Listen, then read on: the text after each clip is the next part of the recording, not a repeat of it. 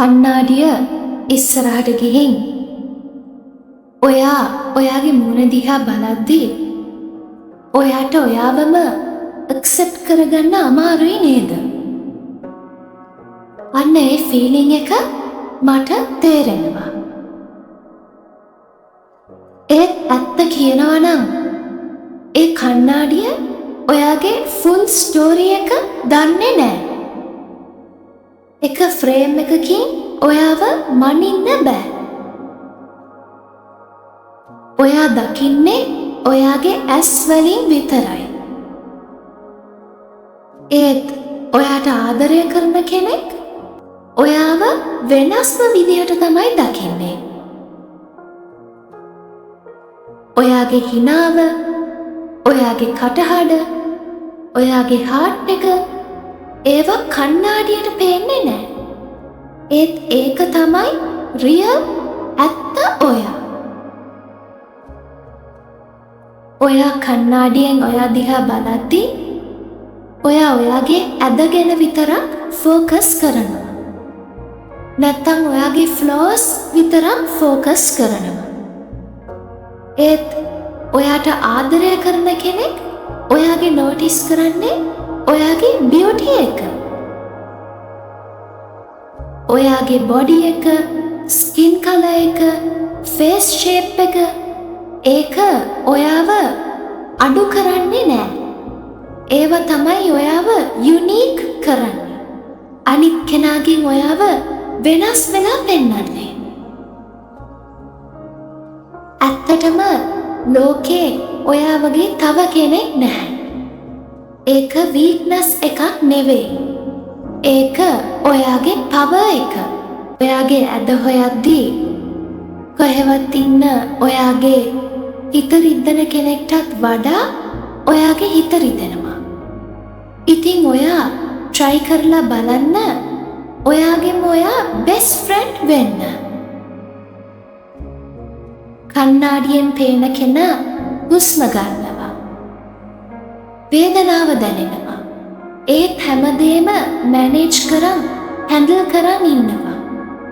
ඒකම ලොකු ශක්තියක්. මම ලස්සන නෑ කියන සිතුවිල්ල ඒක ඇත්ත නෙමෙයි. රෙයා බියුටි කියන්නේ ඔයාගේ ඇතුලෙන් එන උණුසුම් භාවය සහ මනුස්සකමයි. ඔයාගේ ඇස් කොච්චර දේවල් දැකලා තියෙනවද? ඔයාගේ අත් කොච්චර කැපකිරීම් කරලා ඇද්ද? ඒවා ලස්සනයි. ඔයා ඔයාව කම්පෙයාර් කරන්නේ අනිත් අයත් එක්ක. ඒත් ඔයාගේ කතාව වෙනස්. It's a different story. Compare කරන්න ඕනේ නම් ඔයා කම්පෙයාර් කරන්න ඕනේ ඔයාගේ ඊයේ self එකත් එක්ක. වෙන කෙනෙක් එක්ක නෙමෙයි. සෝෂල් මීඩියා වල අපිට පේන perfection එක ඒක ඇත්ත නෙමෙයි. ඒවා filters, edits, ලස්සන camera angles. ඔයා ඇත්ත ස්වරූපයෙන් ඉන්නවා. අන්න ඒකම නිර්භීතකමක්. ඔයාගේ ඇඟ ඔයාව පන පිටින් තියාගෙන ඉන්නවා.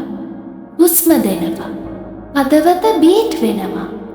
ඔයාගේ ඇඟට ඔයා කරුණාව පෙන්වන්න ඕනේ. ඒ බොඩි එකට ටිකක් කයින්ඩ් වෙන්න. ඔයාව බලද්දී ඔයාගේ අම්මට පේන්නේ එයා ආදරෙන් හදපු බබාවයි. ඒ බේබි ලස්සනයි. ඔයා හිතන හැම thought එකක්ම ඇත්ත නෙමෙයි. සමහර වෙලාවට අපේ මනස අපිව රවට්ටනවා. ඒකෙන්ද ඔයා ඊට වඩා ස්ට්‍රෝං වෙන්න ඕනේ. ඔයාට ආදරය කරන කෙනෙක් ඔයාගේ ඇස්වල එළිය දකිනවා. ඔයාගේ ඇස් දිලිසෙනවා. ඔයාගේ හිනාවේ උණුසුම දකිනවා. ඉතින් කන්නාඩියට ඕව පේන්නේ නැහැ. ඔයා කොච්චර දවස් කාටත් කියන්නේ නැතුව වේදනාව හංගන් ඉඳලා තනියෙන් හැන්ඩල් කරලා ඇත්ත. ඒත් ඔයා තාම ඉන්නවා. ඒක පොඩි දෙයක් නෙමෙයි. ඒක ලොකු ශක්තියක්.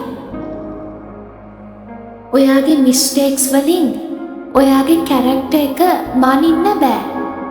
ඔයාගේ ඉන්සෙකියුරිටිස් වලින් ඔයාව මනින්න බෑ. ඔයා ඔයාවම රිජෙක්ට් කරද්දී ඔයාගේ හදවතට ඒක ගොඩාක් රිදෙනවා. හදවට ඔයා චුට්ට ආදරේ දෙන්න. ඔයාව ඇත්තට දන්න කෙනෙක් ඔයාගේ හිත ඇතුළ දන්නවා. ඒ හිත ඇතුළ ඔයා හිතනවට වඩා ලස්සනයි. ඔයාගේ ඇගේ හැම කොටසක්ම try කරන්න ඔයාව ආරක්ෂා කරන්න. ඉතින් ඔයා ඔයාගේ ඇගට අකමැති වෙනවට වඩා thank you කියලා කියන්න. ඔයාව ආරක්ෂා කරනවට.